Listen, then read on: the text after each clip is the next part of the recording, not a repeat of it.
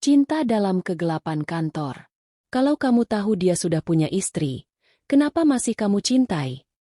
Pertanyaan itu terus menghantui Nadia setiap malam. Tapi hati seringkali melangkah lebih dulu sebelum logika sempat bicara. Di balik ruang kantor yang dingin dan lampu-lampu neon yang redup, tumbuh benih cinta yang seharusnya tidak pernah ada. Tapi bagaimana jika yang salah justru terasa paling benar?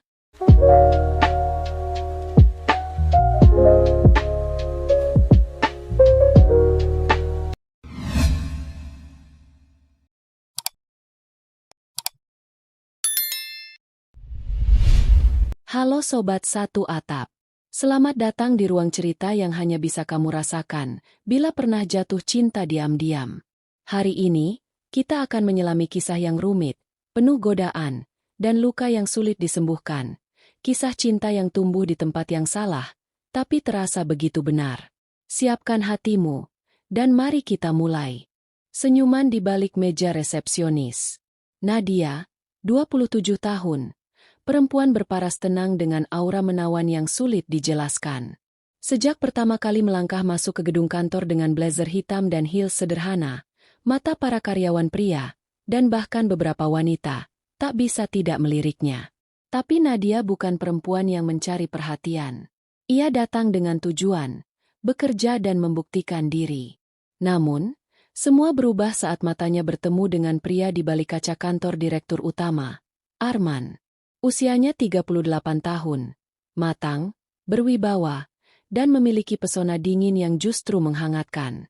Ia tidak berbicara banyak, tapi saat Nadia mengantar dokumen untuk pertama kalinya, senyum kecilnya, sedikit miring, sedikit dalam, langsung membuat jantung Nadia bergetar. Bukan karena takut, tapi karena ada sesuatu dalam tatapan itu yang menggoda. Hari-hari berikutnya terasa janggal. Tatapan Arman semakin sering mampir, kadang terlalu lama, kadang terlalu singkat hingga meninggalkan rasa penasaran. Suatu siang, saat kantor mulai sepi, Nadia tanpa sengaja melihat layar monitor Arman terbuka pada halaman profil LinkedIn miliknya. Mereka saling diam. Tapi tak ada yang salah. Tak ada yang benar juga. Hanya ruang kosong di antara mereka yang perlahan mulai terisi oleh ketertarikan yang belum sempat diberi nama. Dan malam itu, saat Nadia lembur untuk pertama kalinya, Arman menyodorkan secangkir kopi hitam. Tangan mereka bersentuhan, sebentar, tapi cukup untuk membuat dada Nadia sesak. Bukan karena panas kopi, tapi karena kulit Arman terasa hangat, terlalu hangat untuk pria berseragam kerja, di ruangan yang begitu dingin. Rapat rahasia dan kopi tengah malam. Jam digital di dinding kantor menunjukkan pukul 22.12. Lantai 12 nyaris gelap total. Hanya ruang rapat di pojok yang masih menyala. Di dalamnya, Nadia dan Arman duduk berhadapan. Laptop menyala, lembar-lembar presentasi berserakan. Tapi tak satu pun dari mereka memperhatikan angka-angka itu. Suasana terlalu senyap, terlalu rapat, terlalu dekat. Apa kamu nggak capek? Tanya Arman sambil merapikan dasinya yang sedikit longgar. Nadia tersenyum, tapi tak langsung menjawab. Tatapan mereka bertemu. Lagi, kali ini lebih lama. Kali ini tak ada yang berpaling. Arman berdiri, berjalan ke arah mesin kopi kecil di pojok ruangan.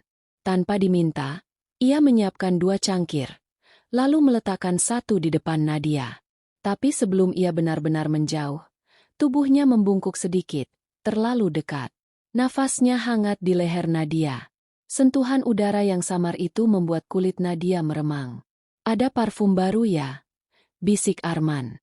Suaranya pelan, rendah, dan entah kenapa membuat tubuh Nadia tak bisa bergerak.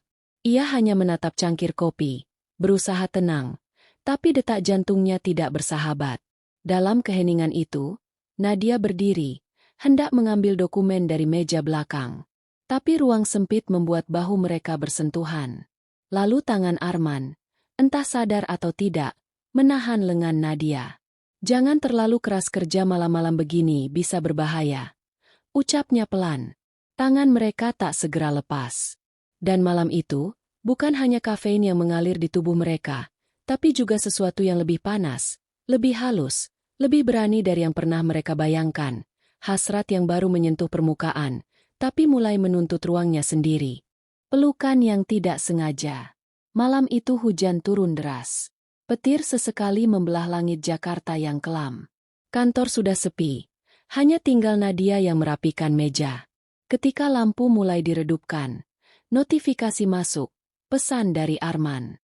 Aku masih di basement. Kalau belum ada ojek, ikut aku saja. Aku antar. Nadia sempat ragu. Tapi hatinya lebih dulu melangkah. Di dalam mobil hitam yang nyaman dan hangat, suara hujan di atap mobil terdengar seperti bisikan. Sepi, tetapi mengisi. Tak ada obrolan. Hanya radio yang mengalun pelan. Tapi jari Arman di setir bergerak gelisah. Dan Nadia sadar dia tidak sendiri dalam kegelisahan ini. Sampai di depan apartemen Nadia, hujan belum juga reda. Arman melirik. Kamu nggak bawa payung? Nadia menggeleng. Tak usah turun, nanti basah. Lanjutnya, pelan. Tapi justru Arman membuka pintu. Ia berjalan mengelilingi mobil, dan dengan satu gerakan refleks, membukakan pintu untuk Nadia. Saat dia membantu melepas seat belt, tangan mereka bertemu. Lama, diam. Nadia menatapnya. Dan Arman, dalam remang cahaya jalan, terlihat seperti pria yang kehilangan kendali atas waktu, ruang, dan akal. Aku nggak boleh seperti ini, gumamnya, nyaris tanpa suara. Namun sebelum sempat menjauh, Nadia mendekat. Bukan untuk mencium, bukan untuk memeluk. Hanya untuk membiarkan tubuhnya bersandar sesaat di dada pria yang sejak lama sudah mengisi ruang kosong di pikirannya. Dan ketika Arman memeluk balik, erat, panas, pelan, segala batas runtuh dalam hujan. Tidak ada ciuman. Tidak ada kata cinta. Tapi di pelukan itu, tubuh mereka bicara dengan bahasa yang tak seorang pun ajarkan. Hanya napas mereka yang tersisa, dalam ruang yang tak pernah seharusnya ada. Dosa yang tak ingin dimaafkan. Sejak malam itu, pelukan itu, segalanya berubah. Tidak ada pengakuan. Tidak ada janji. Tapi setiap detik di kantor seperti mengandung listrik. Tatapan-tatapan sembunyi. Percakapan singkat yang syarat makna. Sentuhan seolah tak sengaja di lorong pantry atau lift yang tiba-tiba berhenti sebentar lebih lama. Malam-malam lembur kini jadi kebiasaan. Di ruang rapat, tangan Arman pernah menyentuh pipi Nadia dengan lembut, lalu turun ke tengkuknya. Dingin AC kantor kalah oleh panas kulit mereka yang saling mencari. Tapi setiap kali mereka hampir melewati batas, Arman selalu menarik diri. Aku suami orang, bisiknya, seperti mengingatkan dirinya sendiri lebih dari Nadia. Namun yang terlarang justru semakin menggoda. Hasrat mereka tumbuh seperti api kecil di ruangan penuh bensin. Tak perlu banyak gesekan. Hanya satu sentuhan di pinggang Nadia saat ia membungkuk mengambil berkas. Satu hembusan napas Arman di telinga Nadia saat mereka membaca dokumen berdua. Dan semuanya kembali terbakar. Hingga pada satu sore, pintu kantor Arman diketuk pelan. Nadia yang membukanya. Permisi, saya Tari. Istri Pak Arman. Senyumnya manis. Matanya lembut. Ia menyodorkan kotak makanan sambil berkata, saya tahu dia suka lupa makan kalau kerja. Tolong bantu ingatkannya. Tangan Nadia gemetar. Tapi ia tetap menerima kotak itu. Dan saat mata mereka bertemu, Tari berkata, suami saya suka perempuan kuat. Saya rasa kamu salah satunya. Itu bukan sindiran. Itu kepercayaan. Dan justru itu yang membuat dada Nadia terasa sesak. Lebih sesak dari cemburu. Lebih pahit dari rasa bersalah. Malam itu Nadia duduk di kamar, sendirian. Tubuhnya masih menyimpan jejak hangat dari tangan Arman 2 hari lalu. Tapi hatinya seperti tertampar oleh kelembutan Tari. Mungkin ini bukan lagi soal cinta.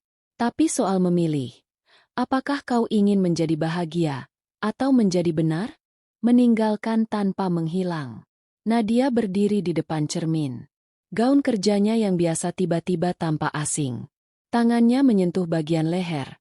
Tempat Arman pernah menanam ciuman singkat namun membekas dalam. Bekas itu bukan luka, tapi pengingat. Malam sebelumnya, mereka bertemu lagi. Bukan di kantor. Bukan untuk rapat. Arman datang ke apartemen Nadia. Tanpa jas. Tanpa jam tangan mahal. Hanya seorang pria yang lelah. Dan seorang wanita yang terlalu dalam terjerat. Mereka tidak banyak bicara. Tubuh saling menyentuh dalam diam. Nafas tercekat. Kulit bertemu kulit. Dan malam terasa terlalu cepat berlari. Nadia mengingat betul bagaimana Arman menggenggam tangannya saat mereka terbaring berdampingan, seperti takut kehilangan. Tapi justru saat itulah Nadia sadar, mereka sudah kehilangan sesuatu sejak awal. Pagi harinya, Arman terbangun dan hanya menemukan secari kertas di meja. Jangan cari aku. Aku pergi bukan karena tidak cinta. Tapi karena aku terlalu mencintaimu hingga tak ingin kau hancur. Arman terdiam lama. Matanya basah, tapi mulutnya tersenyum. Ia tahu, Nadia lebih kuat dari dirinya. Sementara itu, Nadia melangkah menjauh dari kehidupan lama. Ia membuka kedai kopi kecil, tempat orang-orang datang membawa cerita.